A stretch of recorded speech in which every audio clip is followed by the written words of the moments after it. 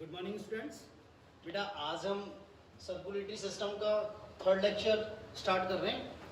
Next आता है हमारा WBC, श्वेत रुधिर कणिकाएं या श्वेत रुधिर कोशिकाएं।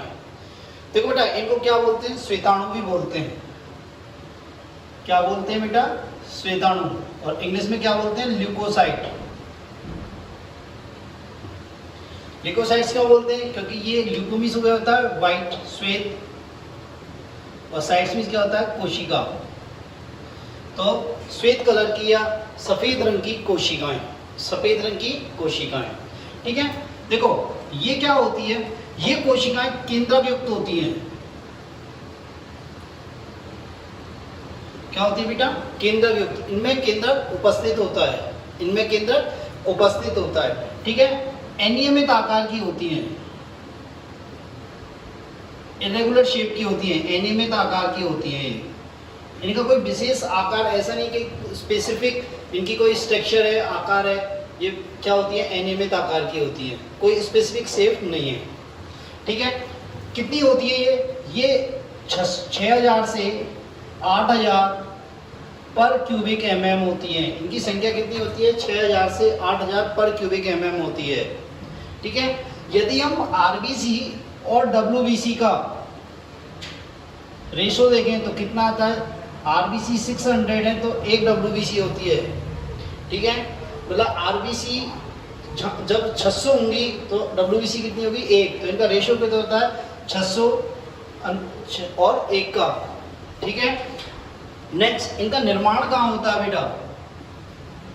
देखो बेटा, निर्माण जो भी जितने भी रक्त कोशिका है उनका निर्माण कहाँ होगा? अस्थि मज्जा में। कहाँ होगा बेटा? अस्थि मज्जा में, ठीक है। इनकी जीवन काल कितना होता है? जीवन काल 2 से 4 दिन, और या ये कह सकते हैं 4 दिन से 100 दिन तक, या उससे ज्यादा, 100 दिन या उससे भी ज्यादा।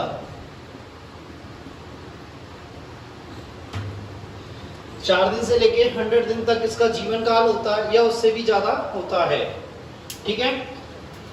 श्वेत रुधिर कणिकाएं, व्हाइट ब्लड सेल्स, कार्पोसेल्स, श्वेताणु बोलते हैं इन्हें, ल्यूकोसाइट, क्योंकि ये क्या होती है? श्वेत कलर की कोशिकाएं होती हैं। और कैसी होती है? केंद्रक युक्त होती हैं। कैसी होती है? केंद्रक युक्त होती हैं। अनियमित आकार होता है इनका। क्या होता है बेटा? अनियमित आकार होता है। इनकी कुल संख्या कितनी होती है वयस्क में? 6000 से लेके 8000 पर क्यूबिक mm। RBC और WBC का अनुपात कितना होता है? 600:1 होता है। क्या होता है बेटा? 600:1 होता है। और निर्माण कहाँ होता है इनका? अस्थि मज्जा में होता है। कहाँ होता है बेटा? अस्थि मज्जा में। जीवन काल कितना होता है? 4 से 100 दिन और उससे भी अधिक। 4 से 100 दिन और उससे भी अधिक होता है, ठीक है बेटा। नेक्स्ट, इनका विशेष लक्षण होता है, इनमें अमीबीय गति पाई जाती है। क्या पाई जाती है बेटा? अमीबीय गति पाई जाती है। अमीबीय गति क्या होती है? उपस्थित होती है। अमीबीय गति करती है ये। क्या करती है बेटा? अमीबीय गति करती है। ये इनका क्या होता है? विशेष लक्षण होता है। क्या होता है? विशेष लक्षण, ठीक है। 3 टर्म आते हैं, 3 नए शब्द आते हैं, मैं उनको आपको बता रहा हूं, आप समझने की कोशिश करना, ठीक है।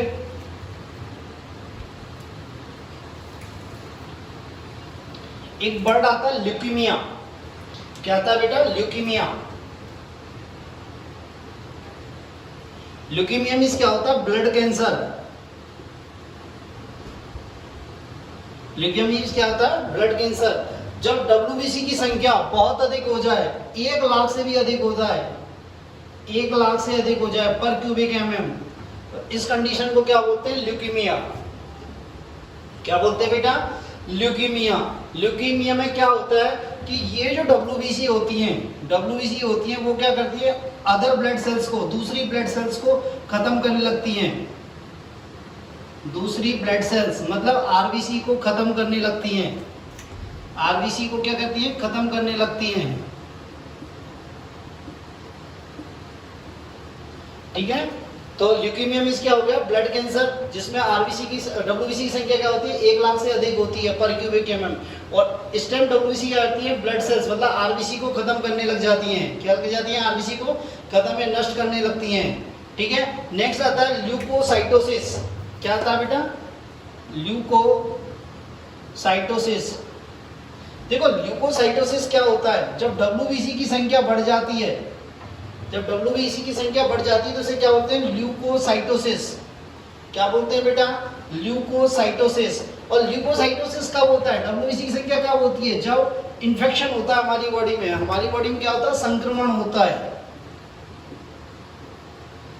जीवाणु या विषाणु का संक्रमण होता है।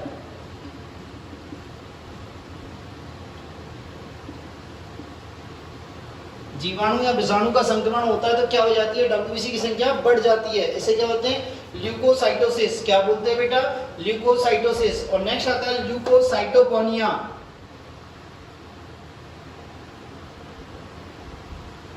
क्या बेटा? ल्यूकोसाइटोपेनिया। ल्यूकोसाइटोपेनिया कंडीशन में क्या होती है? डब्ल्यूबीसी की संख्या क्या हो जाती है? घट जाती है। डब्ल्यूबीसी की संख्या घट जाती है। देखो डब्ल्यूबीसी की संख्या कुछ स्पेसिफिक डिजीज में घटती है, जैसे टाइफाइड में और एड्स में। क्या एड्स में क्या होती है? डब्ल्यूबीसी की संख्या घट जाती है। और टाइफाइड में,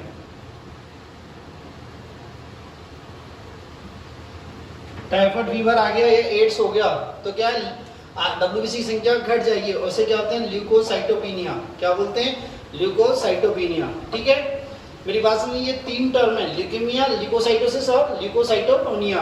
ठीक है। नेक्स्ट आता है डब्ल्यूबीसी के प्रकार।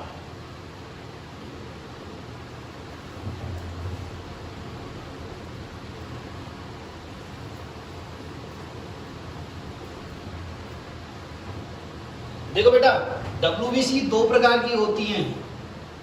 इसके कोशिका द्रव्य में उपस्थित कणिकाओं के आधार पर, इनके कोशिका द्रव्य में उपस्थित कणिकाओं के आधार पर डब्ल्यूबीसी कितने प्रकार की होती है? दो प्रकार की। एक डब्ल्यूबीसी वे होती है जिनके कोशिका द्रव्य में छोटी छोटी कणिकाएं पाई जाती हैं। क्या पाई जाती हैं? छोटी छोटी कणिकाएं, कोशिका द्रव्य कणिकाएं पाई जाती हैं। उन्हें क्या बोलते हैं? कणिका में डब्ल्यूबीसी। क्या बोलते हैं? कणिका में डब्ल्यूबीसी।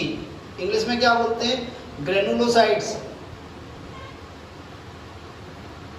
क्या बोलते हैं? ग्रेनुलोसाइट्स। एक होती है एकणिका में डब्ल्यूबीसी।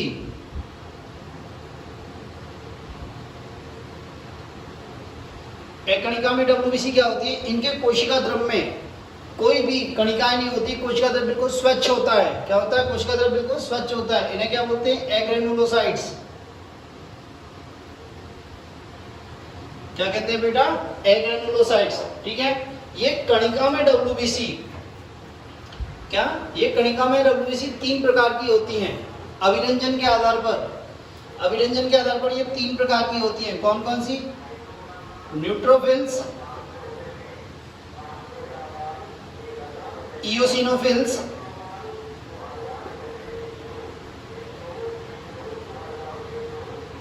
इनको एसिडोफिल्स भी बोलते हैं, इयोसिनोफिल को।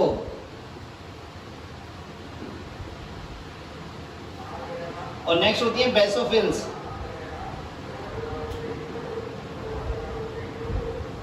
क्या होती है? बेसोफिल्स। देखो बेटा न्यूट्रोफिल्स, इयोसिनोफिल्स या बेसोफिल्स, इनका ऐसा नाम क्यों दिया? क्यों? क्योंकि इसमें जो कणिकाएं होती हैं, इनकी कोशिका द्रव्य में जो कणिकाएं होती हैं, बेसोफिल में किस स्ट्रेन होती है? वो किससे अभिरंजित होती है? बेसिक डाई से, क्षारीय अभिरंजकों के द्वारा अभिरंजित होती है। एसिडोफिल्स की जो कणिकाएं होती है वो किसके द्वारा अभिरंजित होती हैं? एसिडिक डाई की डाई से। किससे?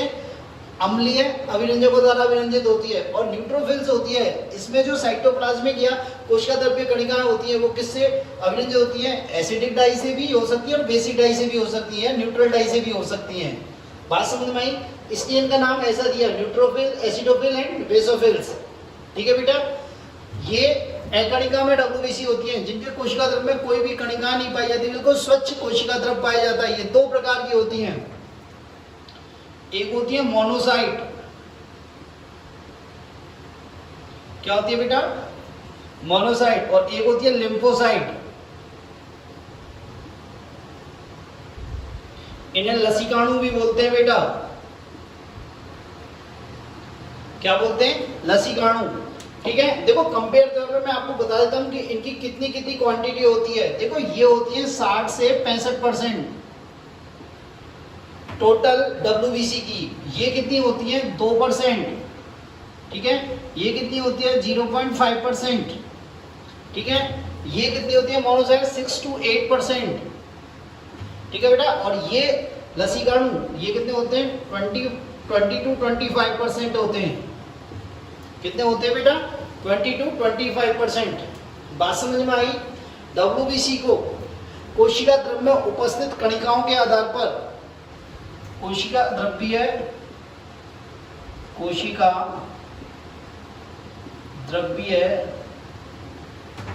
कणिकाओं के आधार पर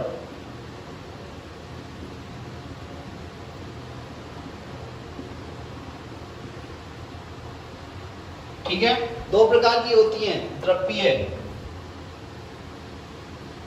ठीक है, बात मेरी समझ में आ गई। अब देखो यहीं देख लो आप, मैं यहीं बता रहा हूं, ये कणिका में WBC होती हैं। इनमें जो केंद्रक होता है वो क्या होता है पालियों में बटा होता है। केंद्रक किसमें बटा होता है पालियों में। केंद्रक किसमें डिवाइड होता है पालियों में।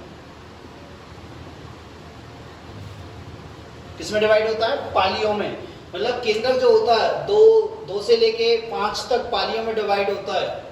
क्या होता है 2 से लेके 5 तक पालियों में डिवाइड होता है, इसलिए इसे कहते हैं बहुपालीय केंद्रक भी कहते हैं। क्या बोलते हैं बहुपालीय केंद्रक भी बोलते हैं।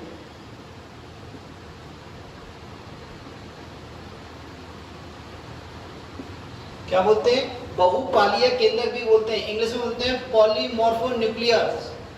क्या बोलते हैं बेटा पॉलीमॉर्फोन्यूक्लियर। ठीक है,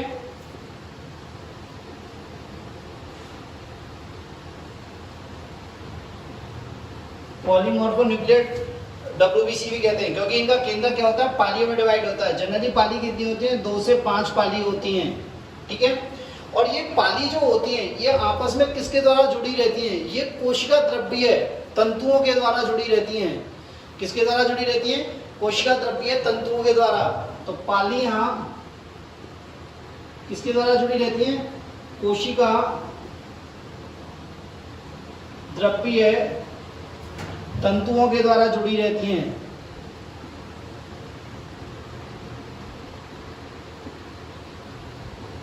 कोशिका द्रव्य तंतुओं के द्वारा जुड़ी रहती हैं। ठीक है बेटा, इनका केंद्रक जो होता है वो पालियों में डिवाइड नहीं होता।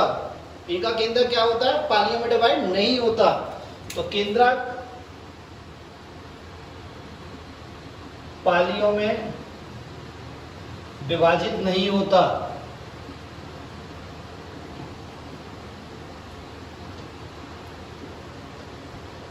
ठीक है, जब केंद्रक पालियों में विभाजित नहीं होता तो इसे क्या बोलते हैं एक केंद्रीय कोशिका WBC। क्या बोलते हैं एक केंद्रीय WBC। इन्हें क्या बोलते हैं एक केंद्रीय WBC। ठीक है, मोनोन्यूक्लियर WBC। इंग्लिश में क्या बोलते हैं मोनोन्यूक्लियर WBC। ठीक है बेटा, क्या बोलते हैं मोनोन्यूक्लियर WBC कहते हैं इन्हें। ठीक है, यहां पे ये लिख सकते हैं कि इनके कोशिका द्रव्य में कणिकाएं प्रेजेंट होती हैं और इसमें कणिकाएं अनुपस्थित होती हैं, कणिकाएं एब्सेंट होती हैं। तो ये हो गया आपका WBC के टाइप। कणिका में WBC और अकणिका में WBC। इनके कोशिका द्रव्य में कणिकाएं उपस्थित उधर अनुपस्थित। ठीक है, इनका केंद्र क्या होता है पालियों में विभक्त होता है। क्या होता है पालियों में विभक्त होता है, इसलिए कैसे क्या होते हैं बहुपालीय केंद्र कहते हैं। पॉलीमॉर्फोन्यूक्लियर WBC कहते हैं। ठीक है, और ये जो पालियां होती हैं आपस में किससे जुड़ी रहती हैं बेटा कोशिका द्रव्य तंतुओं के द्वारा। किसके द्वारा कोशिका द्रव्य तंतुओं के द्वारा। जबकि ये अकणिका में WBC है, इनका केंद्र क्या होता है एक ही पाली में विभाजित होता है। एक ही पाली मतलब एक ही पाली में होती है, विभाजित नहीं होता। कहने का मतलब ये एक केंद्रीय WBC कहते हैं, इसलिए इन्हें क्या बोलते हैं एक केंद्रीय WBC। और ये किसको इंग्लिश में क्या बोलते हैं मोनोन्यूक्लियर WBC। क्या बोलते हैं मोनोन्यूक्लियर WBC। ठीक है, तो हम एक एक करके पढ़ेंगे। पहले पढ़ेंगे न्यूट्रोफिल्स, फिर एसिडोफिल, फिर बेसोफिल्स।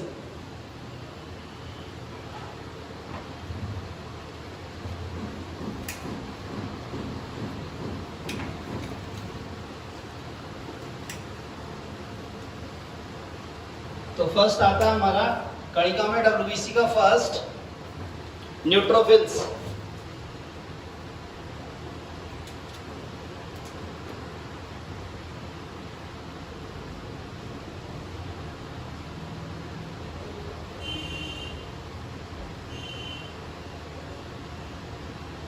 देखो बेटा, न्यूट्रोफिल्स मैंने बताया था कितनी होती हैं, 60 से 65% होती हैं टोटल डब्ल्यूबीसी का।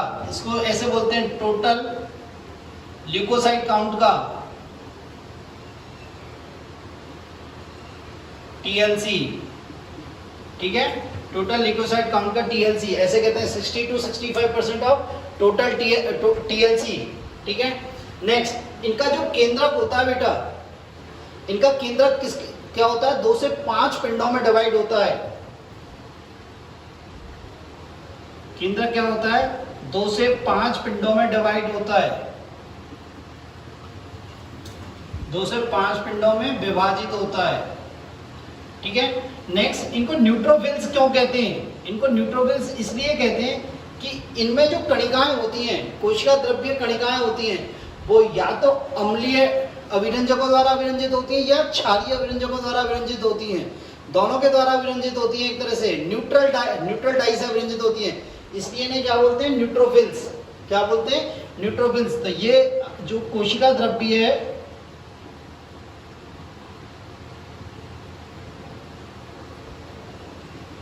कणिकाएं, वो किसके द्वारा अभिरंजित होती हैं? कणिकाएं या तो अम्लीय डाई के द्वारा या क्षारीय डाई के द्वारा अभिरंजित होती हैं।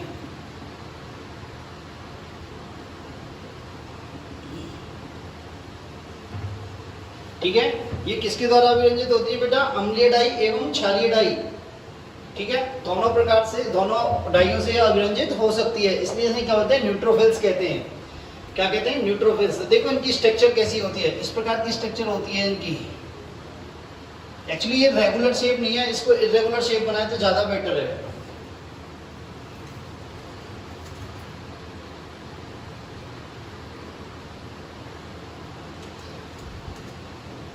एक पिंड, 2 पिंड, 3 पिंड, 4 पिंड, 5 पिंड, ये कोशिका द्रव्य प्रवर्धन है या क्या है, तंतु हैं। ठीक है, और ये क्या हो गए, इसमें कोशिका द्रव्य कणिकाएं। क्या हो गया बेटा, कोशिका द्रव्य कणिकाएं। तो ये तो क्या हो गई, कणिकाएं, कोशिका द्रव्य कणिकाएं। ये क्या हो गया, केंद्रक पालियां। कितनी है बेटा, 2 से 5 हो सकती हैं। और ये क्या हो गया, कोशिका द्रव्य प्रवर्ध।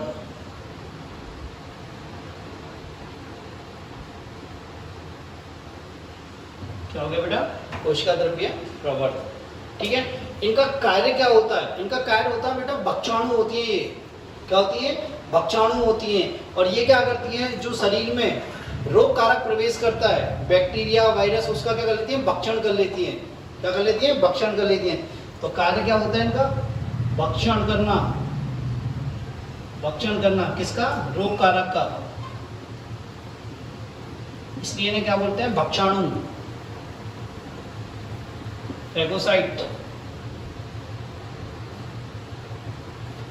क्या बोलते हैं बेटा, फैगोसाइट्स। किसका भक्षण करती हैं, रोग कारक। रोग कारक में इंग्लिश में बोलते हैं पैथोजेंस।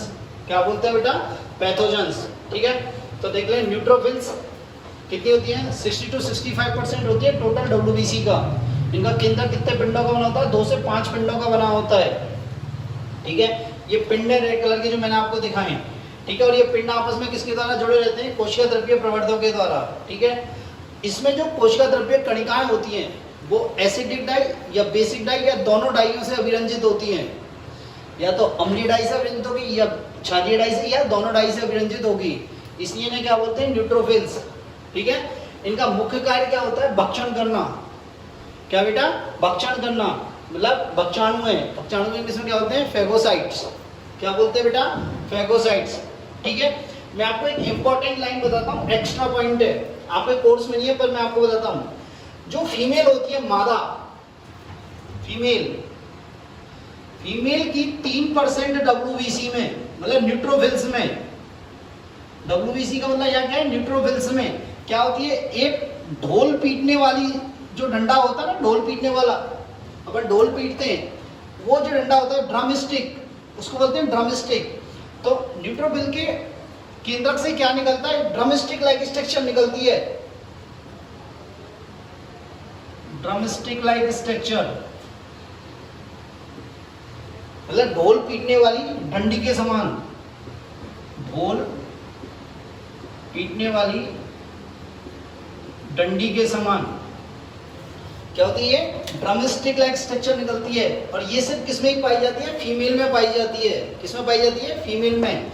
बहुत वर्षों से पहले जब सोनोग्राफी वगैरह, अल्ट्रासाउंड वगैरह की खोज नहीं हुई थी, उससे पहले इसकी सहायता से सेक्स डिटरमिन, मतलब सेक्स का पता लगाया जाता था। जो बच्चा गर्भ में, उसके लिंग का पता इन्हीं से लगाया जाता है, ड्रम स्टिक वाली WBC से, इन ड्रम स्टिक वाली न्यूट्रोफिल से। ठीक है, नेक्स्ट आता है हमारा एसिडोफिल्स।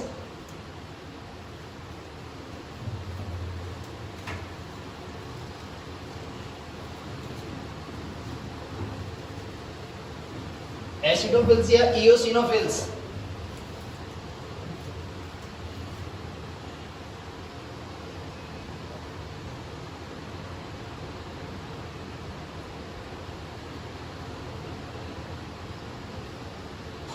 इओसिनोफिल्स या एसिडोफिल्स।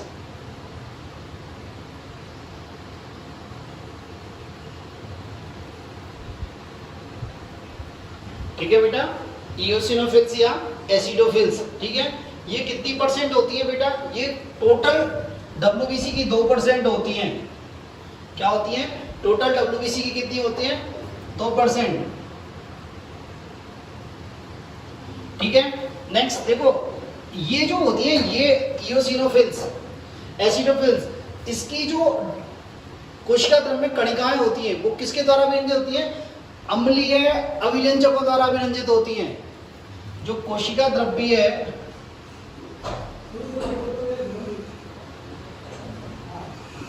कणिकाएं होती हैं,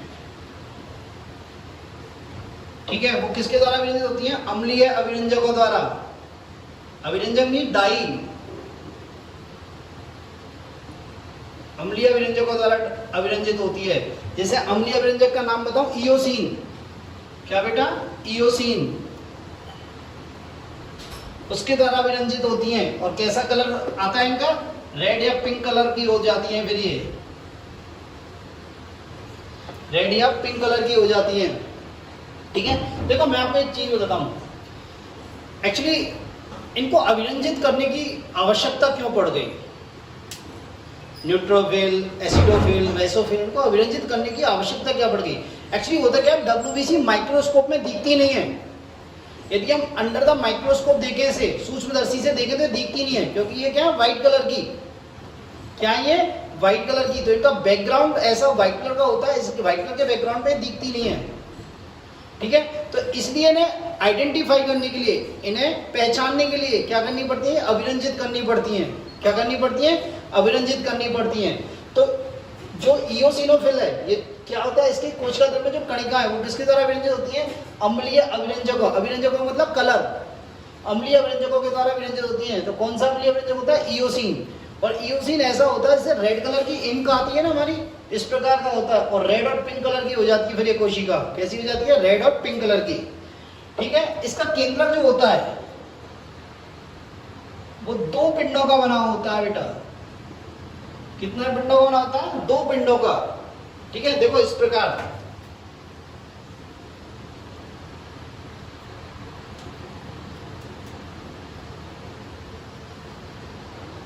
इस प्रकार 2 पिंडों का बना हुआ है। ठीक है,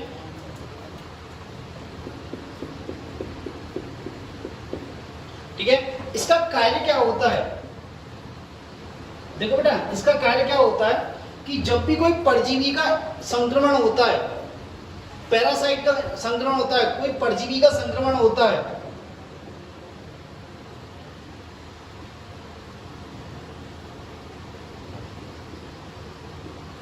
परजीवी के संक्रमण के समय और एलर्जिक रिएक्शन के समय, एलर्जिक अभिक्रियाओं के समय या एलर्जिक क्रियाओं के समय इनकी संख्या क्या हो जाती है, बढ़ जाती है। क्या बढ़ जाती है, इनकी संख्या बढ़ जाती है। और ये क्या करती है, इसके द्वारा मतलब परजीवी से और एलर्जिक रिएक्शन से हमें क्या करती है, प्रोटेक्शन प्रदान करती हैं। क्या प्रदान करती हैं, प्रोटेक्शन, सुरक्षा प्रदान करती हैं। और इनका जो करेक्टर होता है ना, वो क्या होता है, एंटी हिस्टामिनिक करेक्टर की होती है। ये इनकी जो नेचर होती है, प्रकृति होती है, वो कैसी होती है, एंटी हिस्टामिनिक। देखो एंटी हिस्टामिनिक का मतलब क्या है, इनकी जो प्रकृति होती है वो कैसी होती है, एंटी हिस्टामिनिक। देखो एंटी हिस्टामिनिक प्रॉपर्टी क्या होती है, देखो हिस्टामिन क्या होता है, एक पदार्थ होता है जो किससे स्रावित होता है, बेसोफिल से। और ये क्या करता है, एलर्जी करता है, इन्फेक्शन करता है हमारी बॉडी में। क्या करता है, एलर्जी करता है, इन्फेक्शन करता है। तो क्या करता है, उस एलर्जी को रोकने के लिए, उस एलर्जी को रोकने के लिए क्या होती है, ये जिम्मेदार होती है। ठीक है, तो एलर्जिक रिएक्शन में इसकी संख्या बढ़ जाती है। बात मेरी समझ में आई है नहीं आई, ठीक है। इओसिनोफिल 2% होती है, कोशिका द्रव्य कणिका अम्लीय अभिरंजकों द्वारा विरंजित होती है, जैसे इओसिन। क्या बेटा, इओसिन। ठीक है, केंद्र 2 पिंडों का बना होता है। कार्य क्या होता है इसका, परजीवी संक्रमण और एलर्जिक रिएक्शन के समय इसकी संख्या क्या हो जाती है, बढ़ जाती है। ठीक है, और इसकी प्रॉपर्टी कैसी होती है, प्रकृति कैसी होती है, एंटी हिस्टामिनिक नेचर की होती है। ये क्या होती है बेटा, एंटी हिस्टामिनिक नेचर की होती है। ठीक है, नेक्स्ट आता है आपका बेसोफिल्स।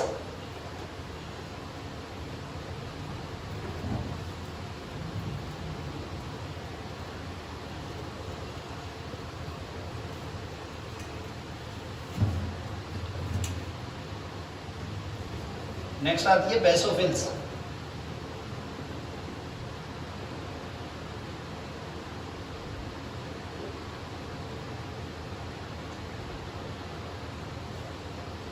देखो ना, इसकी परसेंटेज कितनी होती है, जो 0.5% ऑफ टीएलसी, टोटल डब्ल्यूबीसी का कितना होती है, ये 0.5%। कितना होती है, 0.5%। ठीक है, इसका नाम बेसोफिल्स क्यों है, क्योंकि इसकी जो कोशिका द्रव्य कणिकाएं होती हैं वो क्या होती हैं, क्षारीय विरंजकों द्वारा विरंजित होती हैं। किसके द्वारा, क्षारीय विरंजकों द्वारा विरंजित होती हैं। जैसे क्षारीय विरंजक का नाम बताऊं तो मिथाइलिन ब्लू। क्या बेटा, मिथाइलिन ब्लू। तो इनका कोशिका द्रव्य कणिकाएं किसके द्वारा विरंजित होती है, ये क्षारीय अभिरंजकों द्वारा। और क्षारीय अभिरंजक का क्या नाम है, मिथाइलिन ब्लू।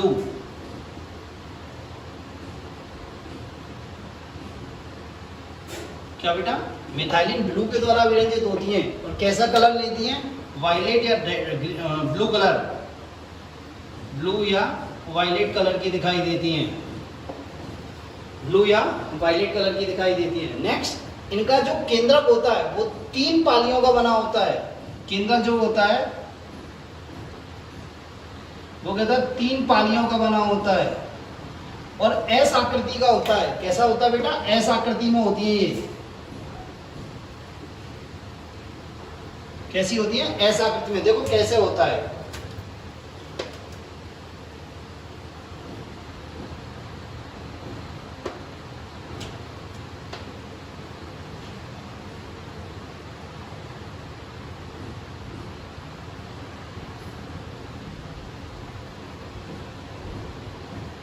इस प्रकार का केंद्रक होता है इनका, ऐसा आकृति में होता है, 3 पिंडों का बना होता है। ठीक है, इनका कार्य क्या होता है बेटा, ये क्या करती हैं, हिस्टामिन, क्या बेटा, हिस्टामिन, हेपेरिन और सेरोटोनिन स्रावित करती हैं। क्या स्रावित करती हैं ये, कार्य क्या होता है इनका, हिस्टामिन,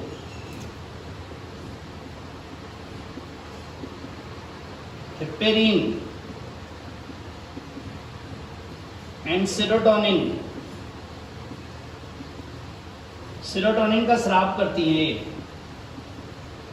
ठीक है, आपने ये पढ़ी होंगी ये कोशिकाएं, जब आपने एनिमल टिश्यू पढ़ा होगा, ठीक है, तब ये कोशिका आपको बताई होंगी। ठीक है, कनेक्टिव टिश्यू की कोशिकाओं में ये आपको बताई होंगी। ठीक है, तो ये क्या स्रावित करती है? हिस्टामिन, हेपेरिन और सेरोटोनिन। हिस्टामिन क्या होता है बेटा? ये एलर्जिक कंपाउंड होता है। क्या होता है? ये एलर्जिक कंपाउंड होता है। ये क्या करता है? एलर्जी करता है। क्या करता है? ये एलर्जी करता है। हेपेरिन क्या होता है? एंटीकोएगुलेंट होता है बेटा। क्या होता है बेटा? एंटीकोएगुलेंट होता है। हेपेरिन क्या होता है बेटा? एंटीकोएगुलेंट होता है। और सेरोटोनिन क्या होता है? वैसोकंस्ट्रिक्टर, मतलब ब्लड वेसल को संकुचित करता है। क्या करता है? ये ब्लड वेसल को संकुचित करता है। ठीक है, ब्लड वेसल्स को संकुचित करता है। तो हिस्टामिन, हेपेरिन और सेरोटोनिन। ठीक है, मेरी बात समझ में आई? तो ये हो गई बेसोफिल्स। तो बेसोफिल्स कितनी होती हैं? 0.5% ऑफ टीएलसी होती हैं। कोशिका द्रव्य कणिका किसके द्वारा विरंजित होती हैं? क्षारीय विरंजकों द्वारा विरंजित होती हैं। क्षारीय विरंजक कौन सा है? Methylene blue. और कौन से कलर की हो जाती है? वायलेट कलर की हो जाती है। ठीक है बेटा, इनका जो न्यूक्लियस होता है वो कितना बना होता है? 3 पालियों का बना होता है और एस आकृति में होता है। ठीक है, और ये क्या क्या स्रावित करती हैं? हिस्टामिन। क्या बेटा? हिस्टामिन, हेपेरिन और सेरोटोनिन। ठीक है, तो मैं आपको और बताता हूँ हिस्टामिन क्या होता है। ये इन्फ्लामेशन करता है। इन्फ्लामेशन या एलर्जी के लिए रिस्पॉन्सिबल होता है। देखो इन्फ्लामेशन क्या होता है, कभी कभी इसको बोलते हैं प्रतिदाह। कभी कभी हमारे लग जाती है तो वो जगह क्या हो जाती है? वहाँ रेड हो जाता है, वो गर्म हो जाती है, वो लाल हो जाती है, वहाँ सूजन आ जाती है और क्या हो जाता है? दर्द होता है। तो उसे बोलते हैं इन्फ्लामेशन। हेपेरिन क्या होता है? एंटीकोएगुलेंट होता है। क्या होता है? एंटीकोएगुलेंट। ठीक है, और सेरोटोनिन क्या होता है? ये वैसोकंस्ट्रिक्टर होता है, रक्त वाहिनियों को क्या कर देता है? संकुचित कर देता है। ठीक है, तो ये हो गई आपकी कणिका में WBC। क्या हो गई बेटा? कणिका में WBC। नेक्स्ट आती है एकणिका में WBC। क्या आती है बेटा? एकणिका में WBC।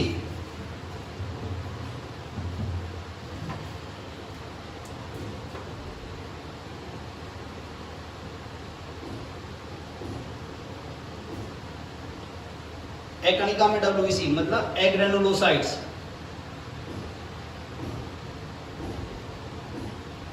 ठीक है बेटा, एग्रेनुलोसाइट्स में मैंने बताया था इनका कोशिका द्रव्य बिल्कुल क्या होता है? स्वच्छ होता है। इसमें कणिकाएं नहीं पाई जाती, इसमें कणिकाएं नहीं पाई जाती। केंद्रक क्या होता है? सिर्फ एक होता है।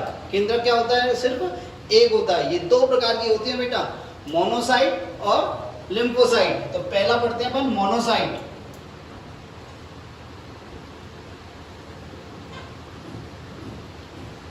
देखो बेटा, मोनोसाइट्स होती है वो कितनी होती हैं? 6 to 8% होती हैं और आकार में सबसे बड़ी होती हैं। सबसे बड़ी WBC होती हैं। क्या होती है? ये 6 to 8% होती है और क्या होती है? सबसे बड़ी WBC होती है। क्या होती है? ये सबसे बड़ी WBC होती है। ये इसका साइज कितना होता है? 12 से 20 माइक्रोन होता है। क्या होता है बेटा? 12 से 20 माइक्रोन इसका साइज होता है। ठीक है, नेक्स्ट देखते हैं इसका केंद्रक जो होता है, केंद्रक वो क्या होता है? सेम का बीज जो होता है, सेम का बीज उसकी आकृति का होता है, या फिर हम कह सकते हैं राजमा की आकृति का होता है। राजमा की आकृति का होता है और बड़ा होता है। क्या होता है बेटा? बड़ा। राजमा तो आपने सबने खाया होगा, बड़े आकार का होता है। ठीक है, देखो इस प्रकार का होता है।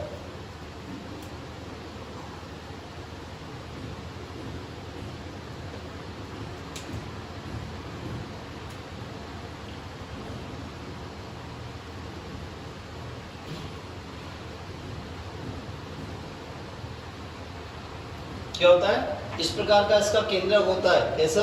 राजमा के आकार का इसका केंद्रक होता है। ठीक है, देखो ये कोशिकाएं क्या होती हैं? मेनली क्या होती है? ब्लड में पाई जाती हैं। किस में पाई जाती है? ब्लड में। ठीक है, पर ये क्या होती है? ब्लड से कहाँ जाती हैं? कोशिकाओं या ऊतकों में आ जाती हैं। कहाँ जाती हैं? ऊतकों में आ जाती हैं। ब्लड से कहाँ जाती है? ऊतकों में आ जाती है। ऊतकों में आकर क्या हो जाती है? आकार में बड़ी हो जाती हैं। आकार में बड़ी हो जाती हैं। इनकी साइज 18 मीटर तक हो जाती है। आकार में ब्लड में होती है जनरली, पर ब्लड से निकल के कहाँ जाती है, ऊतकों में आ जाती है। कहाँ जाती है, ऊतकों में। और ऊतकों में आकर क्या होती है, बड़ी हो जाती है। और अब इन्हें क्या बोलते हैं, मैक्रोफेजेस। क्या बोलते हैं, मैक्रोफेजेस, बृहद भक्षाणु। बृहद, इन्हें क्या बोलते हैं बेटा अपन, बृहद भक्षाणु बोलते हैं। ठीक है, मैक्रोफेजेस। होता है क्या है, ये मैक्रोफेजेस मतलब बृहद भक्षाणु, क्या, मोनोसाइट्स। ये मोनोसाइट्स न्यूट्रोफिल्स के साथ मिलकर, ये मोनोसाइट्स न्यूट्रोफिल्स के साथ मिलकर क्या बनाती हैं, भक्षाणु तंत्र बनाती हैं। Monocytes and neutrophils.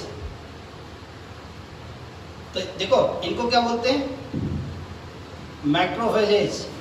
ये आपस में मिलकर क्या बनाती हैं, एक क्या बनाती हैं, भक्षाणु तंत्र बनाती हैं। क्या बनाती हैं, भक्षाणु तंत्र, जिसे क्या बोलते हैं, फेगोसाइटिक सिस्टम।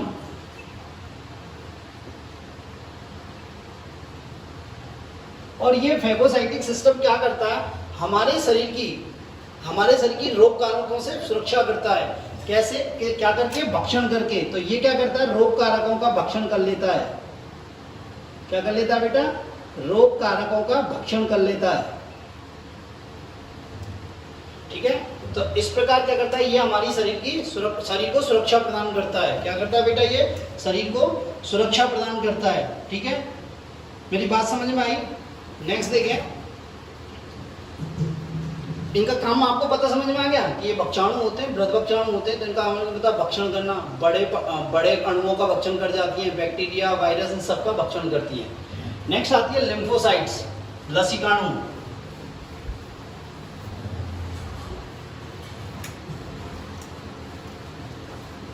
क्या आती है बेटा, लसिकाणु।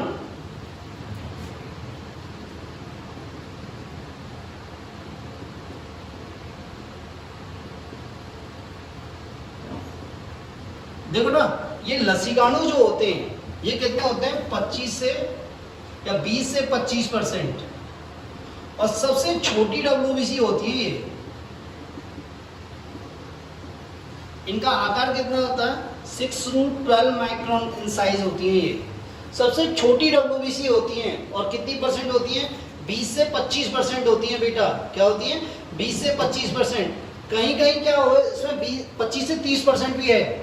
कहीं कहीं इसे 25 से 30% भी दे रखा है। ठीक है, नेक्स्ट देखें, इसका केंद्रक जो होता है वो बड़ा होता है और क्या होता है, अंडाकार होता है, ओवल शेप का होता है। बड़ा होता है और अंडाकार होता है। और इनमें कोशिका द्रव्य बहुत कम पाया जाता है। केंद्रक कैसा होता है, बड़ा एंड अंडाकार, ओवल शेप। बड़ा होता है, अंडाकार होता है। और कोशिका द्रव्य बहुत कम पाया जाता है, पतली सी झिल्ली के रूप में पाया जाता है। बहुत कम पतली झिल्ली के रूप में।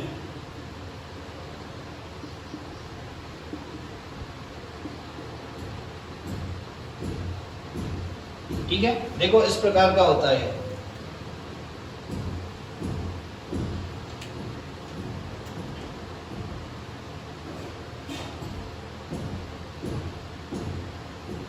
तो ये तो जो रेड कलर का है, ये तो क्या है, इसका केंद्रक है, न्यूक्लियस है। और जो ये ब्लू कलर का है, रेड और ब्लू कलर के बीच में है, ये क्या है, इसका कोशिका द्रव्य है। ये क्या होता है, बहुत कम मात्रा में पाया जाता है, पतली सी झिल्ली के रूप में पाया जाता है बेटा। क्या होता है, पतली सी झिल्ली के रूप में पाया जाता है। ठीक है, इसका जीवन काल कितना होता है, इसका जीवन काल होता है 2 दिन से लेकर 100 दिन तक। जीवन काल क्या होता है, 2 to 100 डेज, और उससे भी अधिक होता है। और उससे भी अधिक होता है। तो जीवन काल क्या होता है, 2 से 100 दिन, और उससे भी अधिक हो सकता है। क्या हो सकता है, और इससे अधिक हो सकता है। ठीक है, मेनली क्या है, लसिकाणु भी क्या होता है, रुधिर के अलावा, क्या, रुधिर के अलावा, ब्लड के अलावा, ये क्या होते हैं, ऊतकों में और लिम्फ ऑर्गन में पाए जाते हैं। ऊतकों में पाए जाते हैं और लिम्फ ऑर्गन में पाए जाते हैं। लसिकाणुओं को परिवर्धन और परिपक्वन के आधार पर हम 2 भागों में बांटते हैं। लसीकाणु परिपक्वन और परिवर्धन के आधार पर कितने प्रकार के होते हैं? 2 प्रकार के। तो देखें कौन कौन से होते हैं। परिवर्धन और परिपक्वन के आधार पर 2 प्रकार के होते हैं। एक होते हैं बी लिम्फोसाइट और एक होते हैं टी लिम्फोसाइट। बी लसीकाणु और एक होते हैं टी लसीकाणु। देखो ये बी लसीकाणु होता है, इनका परिवर्धन कहां होता है? परिवर्धन होता है अस्थि मज्जा में। कहां होता है? अस्थि मज्जा में। और इसका भी कहां होता है? अस्थि मज्जा में। परिवर्धन क्या होता है? अस्थि मज्जा में। इनका परिपक्वन कहां होता है बेटा? इनका परिपक्वन कहां होता है? अस्थि मज्जा में ही होता है। पर इनका परिपक्वन कहां होता है? थाइमस ग्रंथि में। किसमें? थाइमस ग्रंथि में। इसलिए इन्हें क्या बोलते हैं? टी लिम्फोसाइट या टी लसीकाणु। तो कहां होता है? थाइमस ग्रंथि में। बात समझ में आई? इसका कार्य क्या होता है? इसका कार्य होता है एंटीबॉडीज का निर्माण करना। किसका निर्माण करना बेटा? एंटीबॉडीज का निर्माण करना।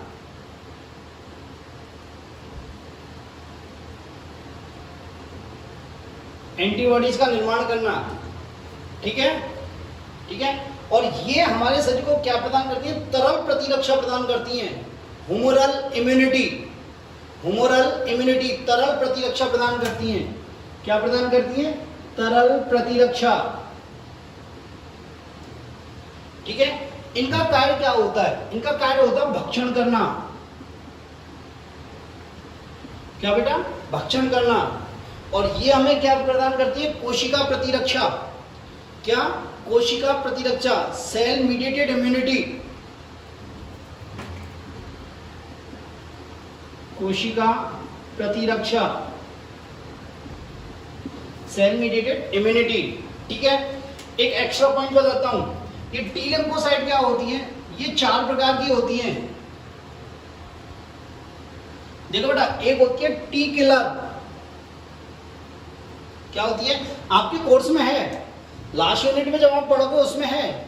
आप इम्यूनिटी पढ़ोगे, प्रतिरक्षा तंत्र पढ़ोगे तो उसमें है टी किलर सेल्स। ये टी किलर सेल्स क्या होती है? रोग कारक को डायरेक्ट भक्षण करती है। रोग कारक का भक्षण करती है। ठीक है। एक होती है टी हेल्पर। क्या होती है बेटा? T helper. ये टी हेल्पर क्या करती है? ये बी लिम्फोसाइट को प्रेरित करती है एंटीबॉडीज बनाने के लिए। ये क्या करती है? बी लिम्फोसाइट को एंटीबॉडीज बनाने के लिए प्रेरित करती है।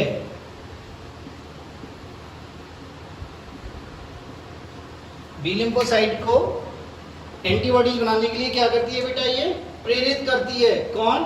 T helper. ठीक है। और नेक्स्ट आती है आपकी टी सप्रेसिव।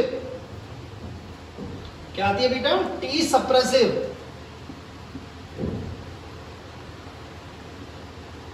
टी सप्रेसिव क्या करती है? टी किलर को संदमित करती है। क्या करती है? टी किलर की क्रिया को संदमित करती है। तो टी किलर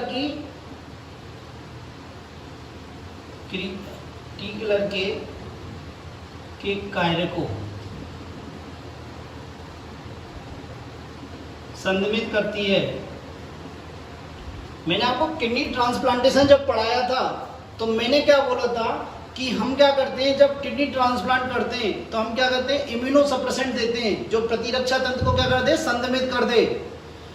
प्रतिरक्षा को संदमित कर दे। तो हम वहां से तो क्या करते हैं? बाहर से दवाइयां देते हैं। ठीक है। पर हमारी बॉडी में भी क्या होता है? कई बार क्या होता है? बहुत सारी रिएक्शन ऐसी होती है जो कि हाइपर सेंसिटिविटी के कारण होती हैं। तो उस कंडीशन में टी सप्रेसिव क्या करती है? इस टी किलर सेल को सप्रेस कर देती है, जिससे कि टी किलर सेल्स हर किसी चीज का भक्षण न कर सके। ठीक है। और एक होती है टी मेमोरी सेल।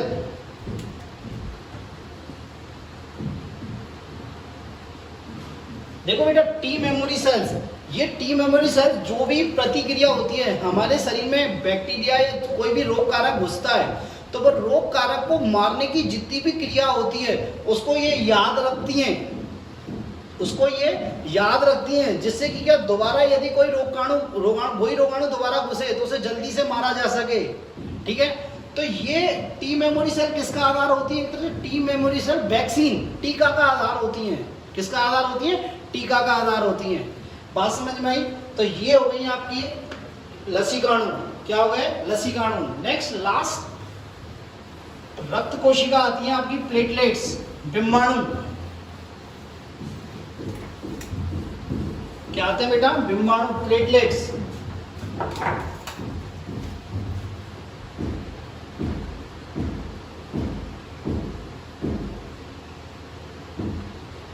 देखो बेटा, प्लेटलेट्स क्या होती है? सबसे छोटी रक्त कोशिकाएं होती हैं। क्या होती है बेटा? ये सबसे छोटी रक्त कोशिकाएं होती हैं।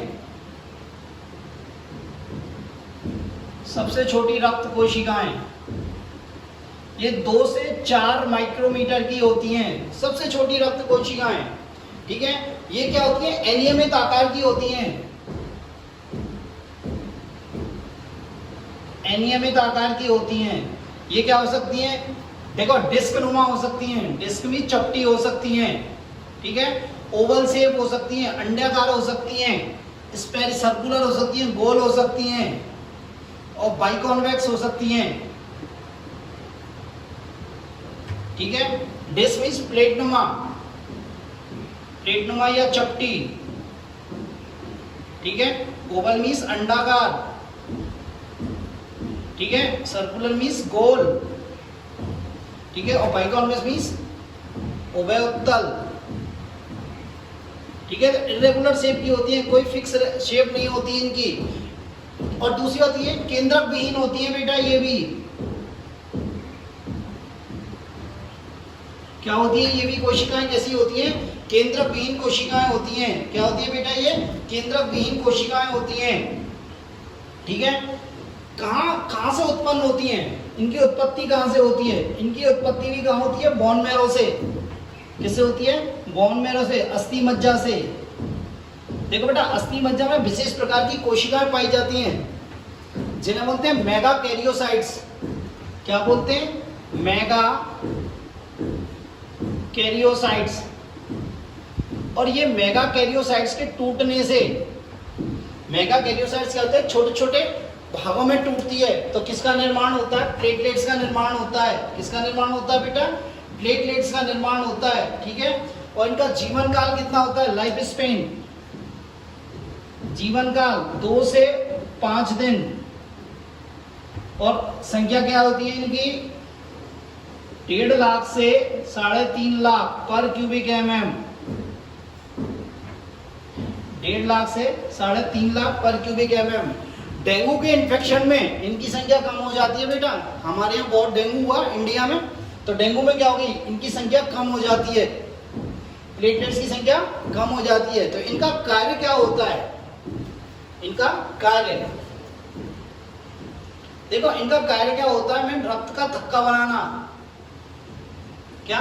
रक्त का थक्का बनाना। इसलिए इन्हें क्या बोलते हैं? थ्रोम्बोसाइट्स भी बोलते हैं। क्या बोलते हैं बेटा?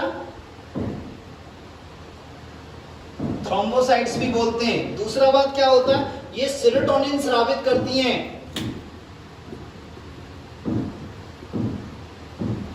क्या करती हैं बेटा? सेरोटोनिन स्रावित करती हैं। और नेक्स्ट क्या करती है? ये जो रक्त वाहिनी होती है या संवहनीय तंत्र होती है, उसकी एंडोथीलियम की रिपेयरिंग करती हैं। तो संवहन तंत्र या ब्लड वेसल्स, रक्त वाहिनी की एंडोथीलियम की क्या करती है? ये एंडोथीलियम की क्या करती है? रिपेयरिंग करती हैं। उनकी क्या करती है? मरम्मत करती हैं। एंडोथीलियम में जो सबसे आंतरिक स्तर होता है उसे बोलते हैं एंडोथीलियम। ठीक है, तो प्लेटलेट्स सबसे छोटी रक्त कोशिका होती हैं, 2 से 4 माइक्रोमीटर की होती हैं। ठीक है, क्या होती है? 2 से 4 माइक्रोमीटर की है, इरेगुलर शेप होती है, मतलब अनियमित आकार की होती है, डिस्क नुमा हो सकती है, अंडाकार हो सकती है, गोल हो सकती है, उभयतल हो सकती है, केंद्रक विहीन होती है। कैसी होती है बेटा? केंद्रक विहीन। और ये कहाँ उत्पत्ति कहाँ से होती है इनकी? अस्थि मज्जा से। कहाँ से होती है? अस्थि मज्जा से। अस्थि मज्जा में क्या होती है, मेगा कैरियोसाइट्स होती हैं। क्या होती है, मेगा कैरियोसाइट्स। और मेगा कैरियोसाइट्स के टूटने से इनकी उत्पत्ति होती है। जीवन काल क्या होता है, 2 से 5 दिन होता है। और इनकी संख्या कितनी होती है, 1.5 से 3.5 लाख पर क्यूबिक mm।